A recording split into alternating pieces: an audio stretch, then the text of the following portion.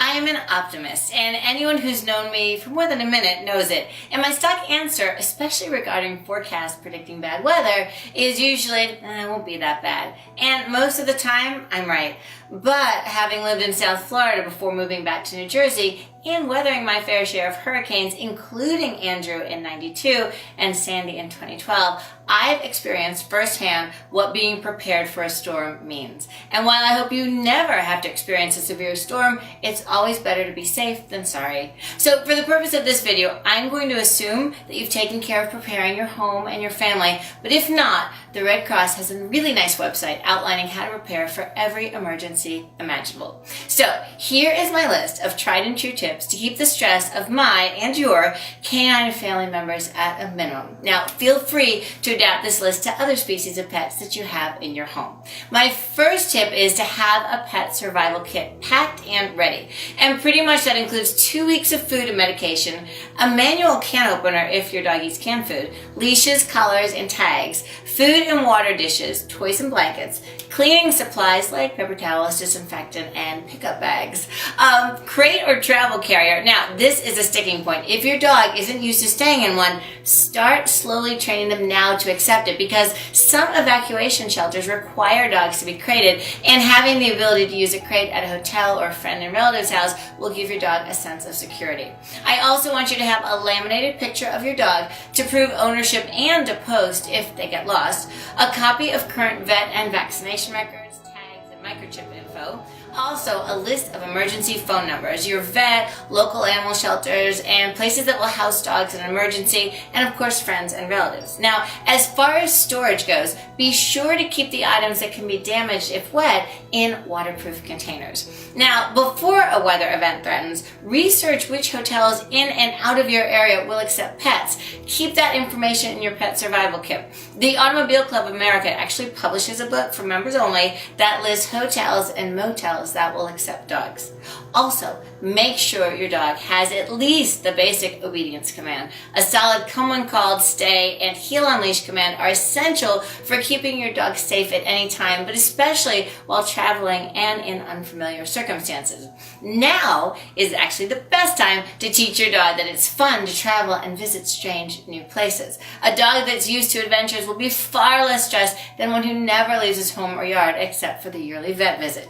Now, I understand that some dogs get car sick or they're easily stressed, and for those animals, consult with your vet before a weather emergency to see if there's anything you can do to help relieve their symptoms in the event that you do have to relocate to a shelter.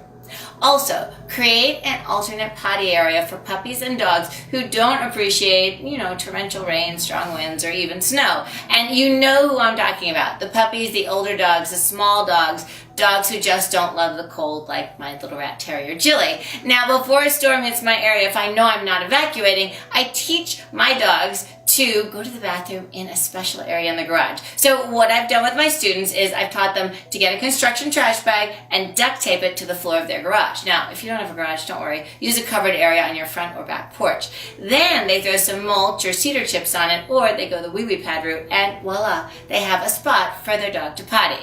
Now, you want to practice this ahead of time by taking your dog out to it, and unleash is the best route because it helps them focus, and use your usual go potty command. Now, most likely your dog will give you a have you lost your mind kind of look, but act like you haven't. And if he won't go, bring him back in the house and try again. Now, do keep a close eye on him during that time. You don't want him to go running through the house and finding alternate potty areas. Now, if you have a puppy or a dog that would rather use the indoor facilities, then perhaps creating them until you go back to the potty spot would be a wise decision. For reluctant dogs, you might even want to leave a bit of evidence in the potty area so that on the next trip out there, your dog will have a reminder of his last visit. Understanding that getting him to use it the first time is a challenge, be patient, and after that, you'll be home free. Now, once the storm has passed, I know it looks like it's over, but there still is potential danger. When you're taking your dog outside after, for example, a hurricane, keep him leashed at all times and avoid down power lines, standing water, debris, or any wild animal that may have been displaced from their normal environment.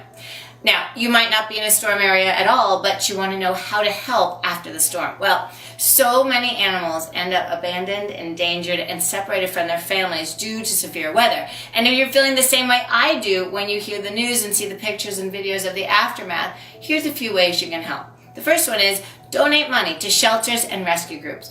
During Hurricane Harvey, Austin Pets Alive is working directly with shelters to move pets to a safe location, and any and all donations are appreciated. I'm actually doing a fundraiser in a few weeks for 2 of my local pet rescues. You can also donate supplies. Dog and cat food, kitty litter crates, and other amenities are always appreciated. Sometimes rescue groups like, again, Austin Pets Alive in Texas, post to Amazon wish lists and details the supplies that they need. Now, even if you don't live in an affected area, you can also volunteer in a shelter or rescue group. Many are transporting areas out of the affected area and to other locations, so help is needed everywhere.